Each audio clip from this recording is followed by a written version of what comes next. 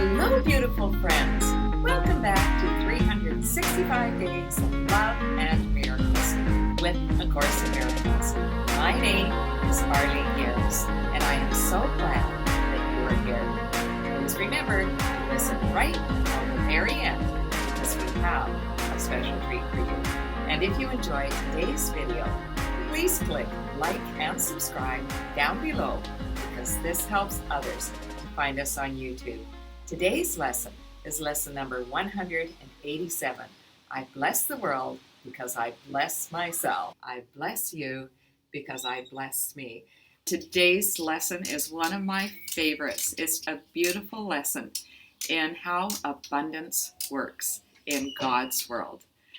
I cannot give what I don't already have inside of me. When I bless myself, I am blessing you. We are all one. I am part of you, and you are part of me. Only when I bless myself am I able to bless you. Let's read today's lesson.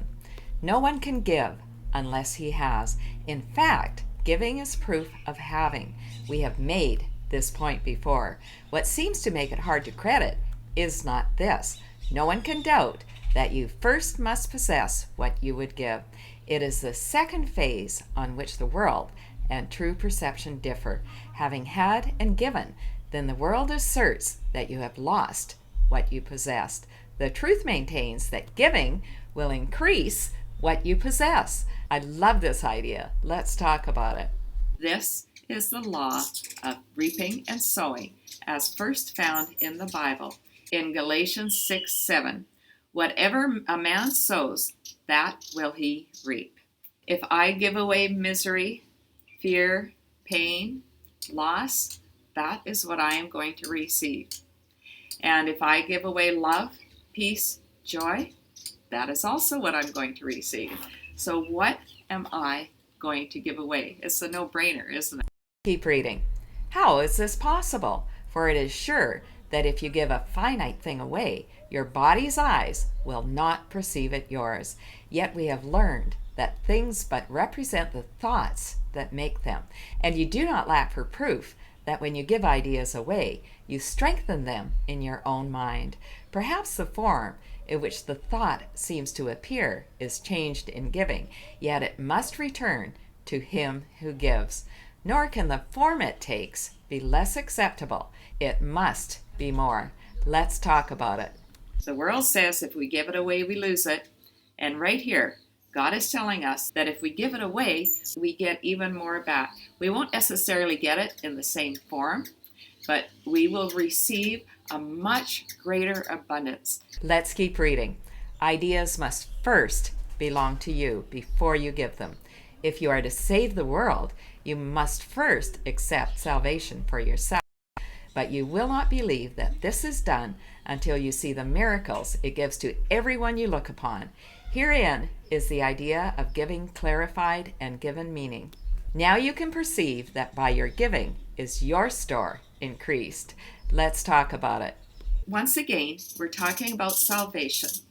We are one with God and all of creation. Salvation also means perfect peace.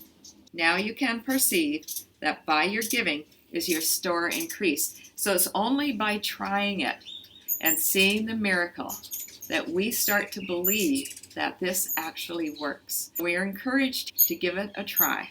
Let's keep reading. Protect all things you value by the act of giving them away, and you are sure that you will never lose them. What you thought you did not have is thereby proven yours. Yet value not its form, for this will change and grow unrecognizable in time, however much you try to keep it safe. No form endures. It is the thought behind the form of things that lives unchangeable. Let's talk about it. We see the world and all of the things in it in one way, and God sees them in a different way. We're reminded of this in lessons 1, 2, and 3, where we were first introduced to the idea that these things, this table, this chair, does not mean anything. I give it all the meaning it has. So when we look at the world in form, we place meaning on our possessions And it's very hard for us to let go of them, to hold them loosely. When we let go of the world in form, then we open our hearts to the world in spirit. And that's where we recognize that, for example, if I give away my money, then my worldly eyes go, yikes, I won't have any. But money is really an idea that started in my mind and was transported into objects. What does it really represent? It represents something different to different people, which is what lessons 1, 2, and 3 taught us. In and of itself, it has no meaning, but we place the meaning on it. And it's very hard for many of us, if not most of us, to let it go. Mother Teresa was a great example of how she could take money and transform it into love. And through that giving, she transformed many people's lives. That is what we are asked to do. We are asked to see all objects in the world through the eyes of love. And when we start to give these things away, then we receive an abundance of love back into our lives. The form may be different, but it will be much greater. Let's keep reading.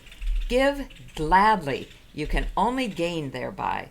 The thought remains and grows in strength as it is reinforced by giving.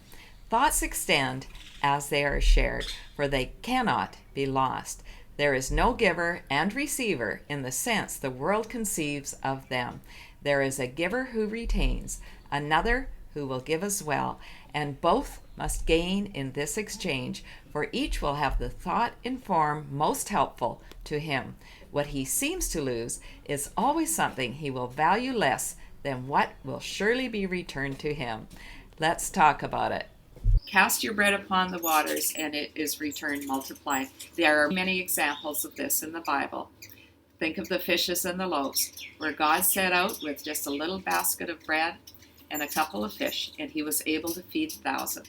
That is our example. That is who we are asked to be in this world. And as we do that, we will receive back abundantly. Here's the other beautiful thing. Giver and the receiver are the same. So we think in our worldly mind, if we're giving from the ego, we think that that somehow elevates us and puts you down here. But what the Course is telling us is the exact opposite. All of humanity is on a level playing field. And as we give, we are the receiver. Say that I go out and I feed somebody who is hungry, which is a very big issue here in Mexico. When we give, we receive so much more back. And I think many of us have experienced that in one form or another. But the important piece to recognize is that person to who I give. This makes me feel emotional when I really think about it. They give me so much more than I give them. And it's such a beautiful gift to be a part of that. Let's keep reading. Never forget you give but to yourself. Who understands what giving means must laugh at the idea of sacrifice, nor can he fail to recognize the many forms which sacrifice may take. He laughs at pain and loss, at sickness and at grief, at poverty, starvation, and at death. He recognizes sacrifice remains the one idea that stands behind them all, and in his gentle laughter are they healed. Let's talk about it. In the worldly thinking, if I give my money away, that comes at a great sacrifice. I worked hard for that money. That's my money. But in God's world, it's God's money. And God wants me to share it generously. When I really understand sacrifice is just a silly idea, then I get to laugh at pain and loss, sickness, grief, poverty, starvation, and death. Because I understand that in the spiritual world, life goes on forever, and I can laugh at all of these things. Let's keep reading. Illusion recognized must disappear, except not suffering, and you remove the thought of suffering. Your blessing lies on everyone who suffers when you choose to see all suffering as what it is. The thought of sacrifice gives rise to all the forms that suffering appears to take. And sacrifice is an idea so mad that sanity dismisses it at once. Let's talk about it. In the world's view, sacrifice equals fear. And in God's view, there is no such word. It just doesn't exist. We give with an open heart. We give love freely, and we are given back even more than what we give. We share our time, money, and talents, and we receive the richness of abundance. One person I know always says, I am very rich. I have a very rich father. Let's keep reading. Never believe that you can sacrifice. There is no place for sacrifice in what has any value. If the thought occurs, its very presence proves that error has arisen and correction must be made. Your blessing will correct it. Given first to you, it is now yours to give as well. No form of sacrifice and suffering can long endure before the face of one who has forgiven and blessed himself. Let's talk about it. We are asked to first forgive ourselves and bless ourselves, and then we have it to share. If we haven't received it first, we don't have it to give away. So that is always the starting point. One of my very favorite workshops that I do both in person and online is my forgiveness workshop. You can check that out at my website, arlenegarris.com. Let's keep reading. The lilies that your brother offers you are laid upon your altar with the ones you offer him beside them. Who could fear to look upon such lovely holiness? The great illusion of the fear of God diminishes to nothingness before the purity that you will look on here. Be not afraid to look. The blessedness you will behold will take away all thought of form and leave instead the perfect gift forever there, forever to increase, forever given away. Let's talk about it. I just love the image of lilies being placed upon the altar of our hearts, the lilies of forgiveness, the lilies of love. And as we lay those before our brother, he lays them before us. This is truly the secret to peace and happiness, because what we have within our hearts, that is what is going to show to the world. And the more we have it, the more it shines out from us, the more we receive back. We can't go wrong. Let's keep reading. Now are we one in thought, for fear has gone. And here, before the altar to one God, one Father, one Creator, and one thought, we stand together as one Son of God, not separate from Him who is our source, not distant from one brother who is part of our one self, whose innocence has joined us all as one. We stand in blessedness and give as we receive. The name of God is on our lips, and as we look within, we see the purity of heaven shine in our reflection of our Father's love. Let's talk about it.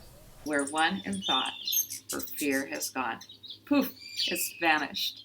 When we are one in God, we live in fearlessness, in strength, in abundance, in courage. As we look within, we see the purity of heaven shine in our reflection of our Father's love. We look within to our beautiful hearts, where we live in abundance, we live in forgiveness, we live in love. Let's finish today's reading. Now are we blessed, and now we bless the world. What we have looked upon, we would extend, for we would see it everywhere.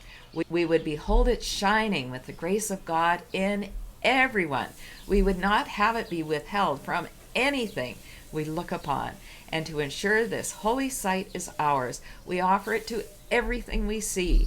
For where we see it, it will be returned to us in the form of lilies we can lay upon our altar, making it a home for innocence itself, who dwells in us and offers us His holiness as ours.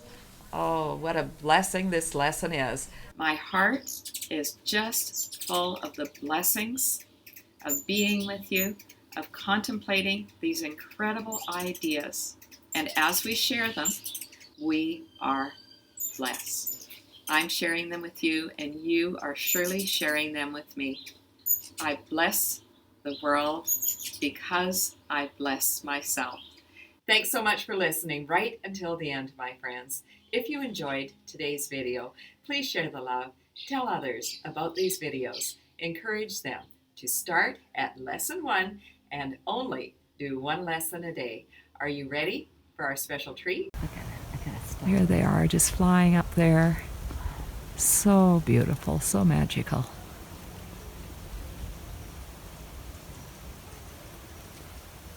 All clustered in the branches of the trees. I bless the world because I bless myself. Have a day of blessing yourself and blessing everyone that you meet today, my friends. I love you.